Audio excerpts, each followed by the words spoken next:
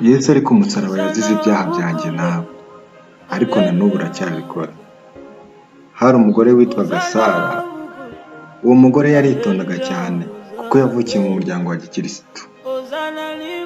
Yaje gushakana n'umugabo w'umusinzi unywa inzoga buri munsi. Yatahaga yasinze buri gihe akamukubita, akamuhoza ku nkeke anamucirabura mu maso. Umugore akabyihanganira.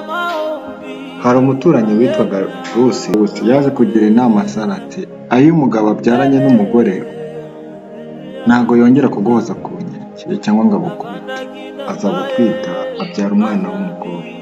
Akiri kwa muganga, Sara yahamagaye umugabo ati: "Mugabo mwiza, nabyaye umukobwa." Umugabo yaramubwiye ati: "Weho n'uwo mwana wawe, simbashaka mu rugo rwanjye."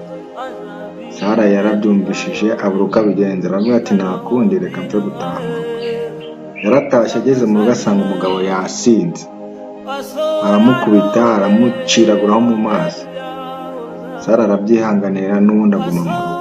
Haje gusiga igihe umugabo afatwa n'uburwayi bw'amayobera, araremba pe, bamujyana kwa muganga. Baje kumujyana kwa muganga basanga umugabo afite ikibyimba mu mutwe.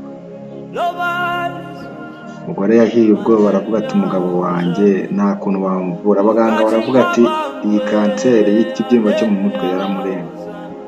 Baje kumubwira ati: "Rero uyu mugabo wawe asigaje amezi 6 yo kubaho." Umugore yaje gutahana umugabo we, bajya mu rugo. Umugore akajya ahora aganiriza umugabo we muri ubwo burwayi, amwibutsa ibihe bya kera bakiri bato.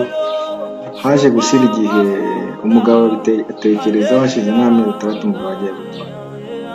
Asaba imbabazi ati: "Mugore wanjye, naragukoshereje rwose, ndagusaba imbabazi kubona ngutoteza ndetse nkanagukubita." Umugore yaramubwiye ati: "Njye narakubabariye rwose, ntabwo ari wabyikoreshaga." Umugabo araza avuga ati: "Se wambabariye kubera iki?" Ati: "Abantu twizera Imana, amakosa yose badukorera twakubabarira. Abantu b'iyi minsi ntimukimenya agaciro k'abo mubana nabo, mwikundiye iby'isi kurenza abantu.